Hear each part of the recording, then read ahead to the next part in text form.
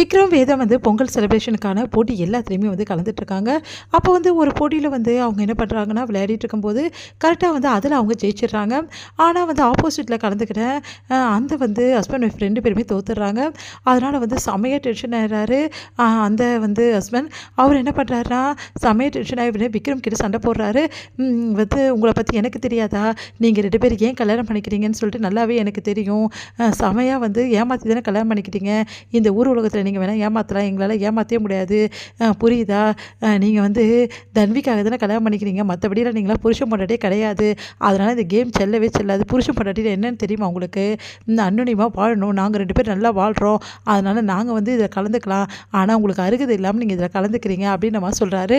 அதை கேட்டு வந்து ஏண்டா இவ்வளோ நேரம் வந்து கேமில் தோத்துட்டு இப்போ வந்து கேமில் தோத்துட்டோன்னு சொல்லிட்டு பிரச்சனை பண்ணிட்டே பொண்டாட்டியை கூட்டின்னு வந்து, உனக்கு அசிங்கமாக இல்லை இப்போலாம் பிரச்சனை பண்ணுறதுக்கு, மரியாதை இங்கேருந்து போயிட்டு போ அப்படின்னு சொல்கிறாரு.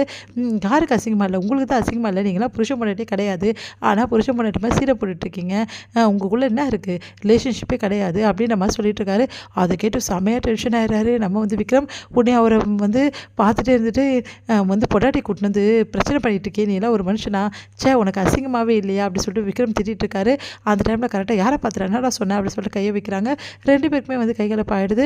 அந்த டைமில் எல்லாரும் வந்து விலைக்கு விடுறாங்க. உடனே வந்து ஏன்ப்பா இப்படிலாம் பண்ணுற, நீ போட்டியில் தோத்தது தான்ப்பா, சும்மா எதுக்குப்பா சண்டை போடுற அப்படின்னு சொல்லிட்டு அவங்க திட்டுறாங்க. ஏங்க இவங்க 2 பேரும் ஹஸ்பண்ட் ஒய்ஃபே கிடையாதுங்க, சும்மா வந்து அந்த பொண்ணுக்காக இந்த பொண்ணு வந்து அந்த வீட்டில் இருக்குது, மற்றபடி இவங்களுக்குள்ளே ஒன்றுமே கிடையாது, எனக்கு நல்லா தெரியுங்க அப்படின்ற மாதிரி சொல்கிறாரு. உடனே வந்து உனக்கு தெரியுமாடா, நல்லா தெரியுமா, வேதா வந்து என் பொண்டாட்டிடா போதுமா அப்படின்னு சொல்லிட்டு அப்படியே வேதா வந்து என்ன பண்ணுறாரு, பக்கத்தில் இருந்து அப்படியே வந்து ஹக் பண்ணி, என் பொண்டாட்டிடா, என் பொண்டாட்டியை பற்றி பேசுறதுக்கு உனக்கு என்னடா அருகதை இருக்குது, எங்கள் புருஷன் பொண்டாட்டிக்குள்ளே 1000 இருக்கும்டா, அதை பற்றி பேசுறதுக்கு உனக்கு என்னடா அருகதை இருக்குது அப்படின்னு சொல்லிட்டு செமையாக திட்டாரு. உடனே வேதா சந்தோஷம் தாங்கவே முடியல. அப்படியே வந்து விக்ரமே பார்த்துட்ருக்காங்க. கொஞ்ச நேரம் தண்ணியும் மறந்துடுறாங்க வேதா. கேஜா அதுக்கப்புறமா வந்து நம்ம வந்து காவேரி எல்லாருமே வந்து ரொம்ப சந்தோஷப்படுறாங்க. அப்படி சொல்கிறா, இவனுக்கெல்லாம் அப்படிலாம் சொன்னாதான்டா வந்து மண்டையில் ஏறும் அப்படின்னு சொல்லிட்டு ரவி வந்து சொல்கிறாரு. என் பிள்ளை எப்படி கெத்தான் சொன்னான் பார்த்தியா, என் மருமகளும் என் பிள்ளையும் எப்படி வாழ்கிறாங்க, உனக்கு என்னடா வந்தது, உன் வேலையை மட்டும் பாடுறா. காவேரியும் கெஜாவும் அங்கே வந்துடுறாங்க. இவனை பற்றி உங்களுக்கு தெரியுமா எல்லாருக்கும், இவ்வளோ நேரம் என் பிள்ளைய பற்றி இவங்கள பேசிகிட்டு இருந்தாங்களே, இவன் என்னென்ன பண்ணியிருக்கான்னு தெரியுமா, இவங்கெல்லாம் என்னென்ன பண்ணியிருக்காங்க உங்களுக்கு தெரியுமா அப்படின்னு சொல்லிட்டு நிறைய விஷயங்கள் வந்து அவங்கள பற்றி ரொம்ப மோசமாக வந்து நடந்த விஷயத்தை எல்லாத்தையுமே வந்து கெஜாவும் காவேரி எல்லாரும் முன்னாடியும் சொல்கிறாங்க.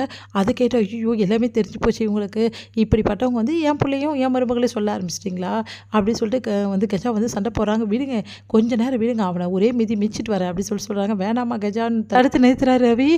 ஏன் பாவா அப்படின்னோடனே, இப்போ அவன் நல்லது தான் செஞ்சுருக்கான், கெடுதல் ஒன்றும் செய்யலை, என்ன பாவா சொல்கிறீங்க? ஆமாம் விக்ரம் மனசில் என்ன இருக்குதுன்னு சொல்லிட்டு எல்லாரும் முன்னாடி வந்து வேதா முன்னாடியும் சொன்னால, அப்போ இதுக்கப்புறம் வேதா விக்ரம் சேர்றதை யாராலையும் தடுக்க முடியாது, 2 பேரும் கூடி சீக்கிரம் நல்லா வாழ போகிறாங்க பாரு அப்படின்னோடனே கேட்டு கெஜா வந்து ரொம்ப சந்தோஷப்படுறாங்க. நிஜமாப்பா அப்படின்னு சொல்லிட்டு இது முடியுது.